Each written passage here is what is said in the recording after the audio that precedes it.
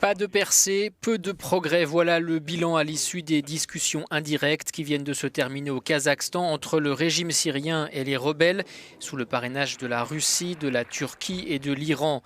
Les deux parties ne se sont pas rapprochées de la paix. L'avancée la plus marquante est à mettre au crédit des trois parrains. Moscou, Ankara et Téhéran se sont engagés à créer un mécanisme pour surveiller et s'assurer de la complète mise en œuvre du cessez-le-feu et éviter toute provocation. Consolider la trêve était en effet l'objectif prioritaire à Astana. En vigueur depuis le 30 décembre, elle est régulièrement bafouée.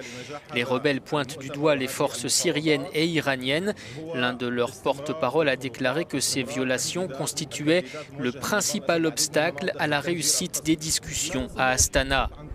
En position de force depuis ses récentes victoires militaires, Damas s'est de son côté montré plutôt satisfait de l'issue de ces 2 jours.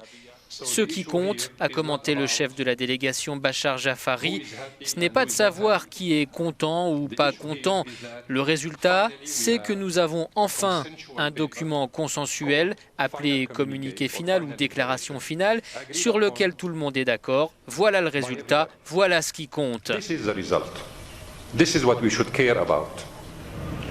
Les négociations doivent repasser sous l'égide de l'ONU le 8 février prochain à Genève. Les rebelles ont obtenu le soutien de Moscou, Ankara et Téhéran pour y participer.